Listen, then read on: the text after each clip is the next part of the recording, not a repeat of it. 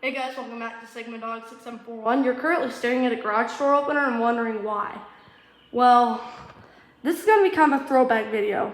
A long time ago, this was way before I even had a YouTube account, I had this old obsession with garage doors and I used to know quite a lot about these, and I figured why not do a throwback video today about them. I don't know much about garage doors at the moment, so this is just going to be a video of me running all three doors that are on my property. Yes, there's three. You only see these two right now, but yeah. If I ever get back into the gig of garage door openers, I will probably expand my channel and post about them. And yeah. But for now, this is what I've got to work with. So I'll grab the remote out of the car. These are the master openers. I don't remember the model, but I'll grab the remote out of the Tundra here. I don't know much about cars either, but I know a lot of boys know their cars. which I do know well, some. So this is a Toyota Tundra. I can't remember what my dad's car is. But yeah, this is the remote that we have. It's just basic with master remote. Very clicky.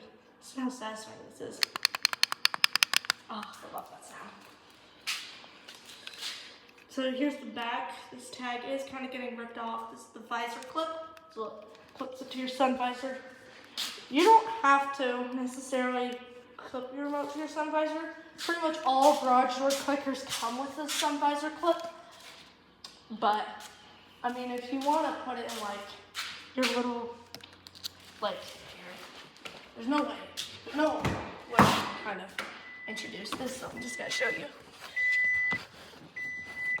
You know, like this little thing in cars that opens, right? Like that. Oh, sunglasses. Well, you know that thing that opens? You can also keep your remote in there if you think someone's going to steal it or something. So yeah, lift master, kind of faded. I'll show you the wall controls as well. So yeah, I'm just going to set that by these dirty old boots. So these are the buttons we have. These are really dirty. These are like hugely dirty. This one's more dirtier than this one. Just looks. But you have the operator. These do have LEDs, but you can't really see them. Yeah, I can't really. It's too bright. So they say Lift Master Security Plus. So Security Plus. These have a light switch on them. So I'll turn on and off the light. I remember we put light bulbs in these things years ago. The back ones still work, surprisingly. The front ones don't. There are still bulbs in the front, but we never got around to replacing them. We actually used to put bulbs in that opener over there. When we put one in, the bulb just like burned out like just instantly. After testing it by running the door, the bulb literally just burned itself out. So yeah, I know that you're not supposed to put dimmable LED bulbs in garage door openers, but otherwise that can cause problems with like the remote or something. But yeah, we still have the back bulbs for now. The front bulbs in these don't work. The front bulb on this opener lasted longer than that, but it did burn out several years ago. And that one over there also is a bulb. These have cool white bulbs. I don't know. I mean, there are some LEDs that can work in garage door openers, like the Lift Master brand ones. So yeah. Anyways, let me just ramble down a couple more things here, and we'll start. So we got these cords here. These are for power outages. So like, we've had to use these before when we get power outages. Because I know there's some openers out there that have battery backup, like home smoke alarms do. But yeah, it's just plugged in up there. That's how they are. Outlet. So, yeah. So yeah, but those power outages, so you can release the door, make it manual. Please see manual. I'm going to talk about that manual. If you have garage door opener problems though, and you have the manual, see it. Please see manual. Policing manual is not a garage door term. It's a term that we used in the smoke alarm community with smoke alarm errors. So, yeah, like where policing manual comes from is the first alert, like SCO 500 smoke alarms. All right, I'll go ahead and open these doors and close them. I can only run these once, but I will do a safety sensor test. Where see these little sensors down here? I can't really see them on camera because it's super bright today. But yeah, we will test those. So here's how this remote is programmed. In both the cars, whatever side the car is on, the remote in there, the big button will be operating like this. The Tundra here, and this door remotely came from the Tundra, as you obviously just saw. The big button's programmed to this door. And then in my dad's car, which is currently not here right now because he's at work, it's basically the same setup. So I'll go and do a sensor test first. So I'm just going to close it, walk underneath it, and it'll plunge 10 times. And there you go. Now I'll actually go ahead and run this for you. In 3, 2, 1, here we go. Let me hold this.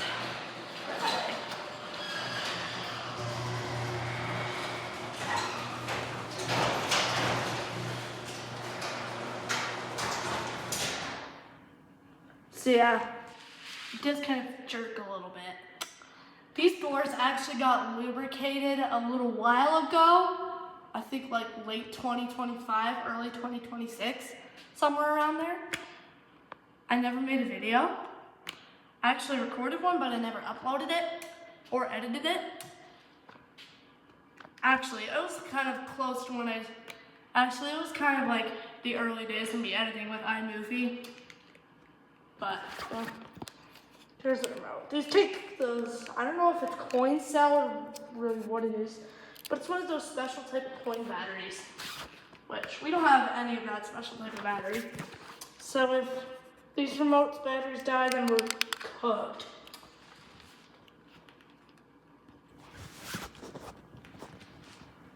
So yeah, we had to replace the springs on this store a long time ago because it broke.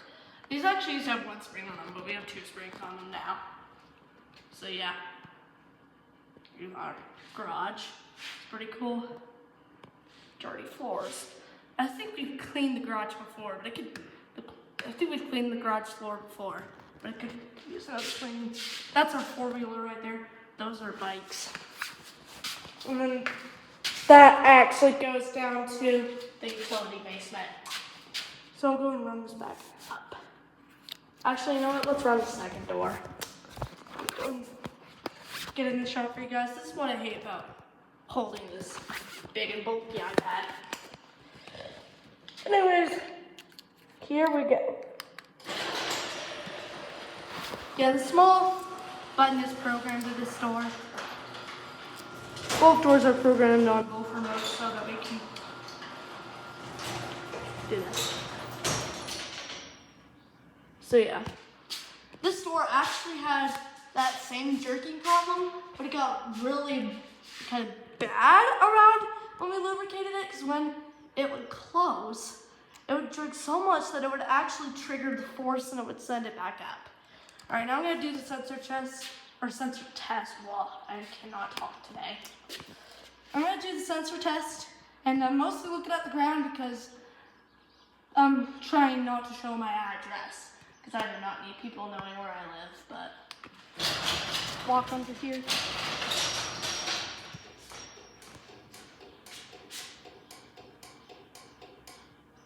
I think there's a thing with the newer openers when you do the force test, it will beep.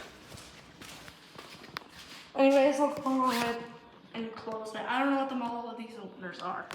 I just know they're LiftMaster Professional Line Formula 1 openers. So here we go. Close it down. These are belt drives. I thought these used to be chain drives, but these are belt drives. They're not that, well, I mean, the openers are quiet, the doors are loud. Which doesn't make sense because we just lubricated them a while ago.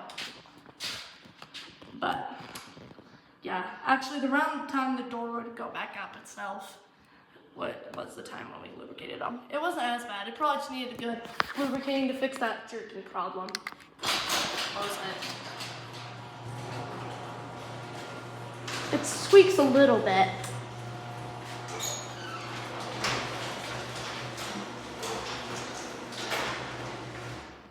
So there we go. I'll run the other door back up, and then I'll show you the third door.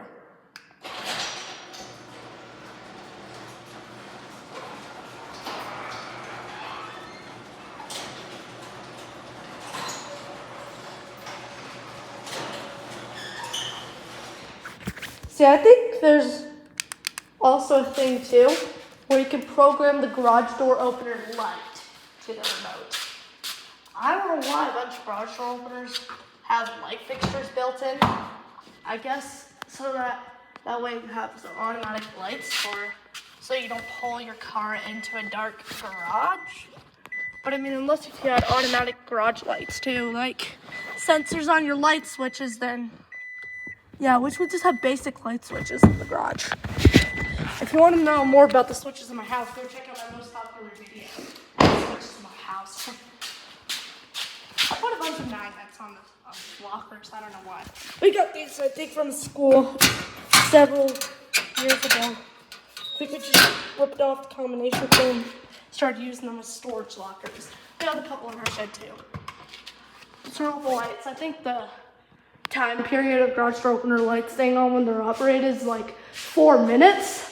But when you push the light button on the wall control, it will stay on until you turn it off. Switch. They will still stay on for 4 minutes if it's a garage door opener that has one of those buttons with the motion sensor on. Like the light motion sensor. And I'll show you the outside of the doors look like. I gotta try not to show my address. Here's what the outside of my doors look like. Yeah. I'm looking really stupid right now trying not to show my address. Well, anyways, I'll go and show you the third door. Here's the third door. This is on our shed, actually. So, yeah, it makes it easier to get lawnmowers and stuff out. Which this door does not have an opener because we don't have electricity in the shed, so there's no lights either. It's not like we're out there at night. But I'm going to open this, which I'm going to need muscles to do. Here you go. This door has 4 panels, while the other 2 only have 3. So they don't really match that much, but I like how it's not in here for some reason. Come on, Noah. Yeah, here's this door. I don't know what company it's made by. I don't know about the other doors either. Yeah, no opener. Not even on the sides. I've seen side mount openers before. No button, no keypad. Actually, none of the doors at my house have keypads or number pads, whatever you want to call them. Or number pad garage door openers, whatever you want to call them. Like there's not one there, not one there, not one there, and not one there. So yeah, oh, by the way, we got this solar frog recently, and yeah, my mom got that as a Mother's Day gift. Mother's Day was like the other day, so it's currently Tuesday. I think it's like May 12th or something. I just know it's a Tuesday. Well, I guess it is, let's see. Yeah, it is May 12th. I don't know when you're going to be watching this, but yeah. I might post it today. I might post it sometime after May 15th, which I have a special video coming out then. I'm not going to say what it is because it's a special surprise video. Because if I said it, then you would have something to look forward to. It has this rope that actually kind of broke. I'll go and shut it from inside. This door I can run more than once because it doesn't have an opener. So I'll go ahead and close it. This door got a good lubricating too, and it's still really loud. Sorry if this looks kind of weird, guys. I have to try and do this one-handed. I should have used my phone to record this video, but I had no idea what it is. And it probably wouldn't last well outside because of its dumb batteries. So yeah, this one only has one spring on it. And that's something coming from the attic. Up the shed. Yeah, we have no home smoke alarms over here either. Which, I don't know why they don't put smoke alarms in sheds, because, I mean, you probably want to have electricity in the shed, but it would still be a good idea, because there's like a ton of things in here that can catch on fire. But anyways, it's a garage door video, not a fire alarm safety video, so I've got to get used to the garage terms and not the fire terms. We do fire safety on this channel, though. So if you like fire alarms, then you could go check out some videos. I think the most recent fire alarm video I put up was Ezra's Room System Test 8. The May System Test. So yeah. I don't know how you pronounce that. I think that's just a safety label. So yeah. Glare on the camera. I'm going to open this. I actually remember shutting this door so hard I could not get it open. So I literally had to go out the window. There's also this label over here. I don't know what that's about. This door, like all the other doors, has a weather strip on it, but it's kind of broken here on the sides. It's just kind of to prevent not let rain and stuff get in, which rain always gets in my garage on these days when someone uses the car, so.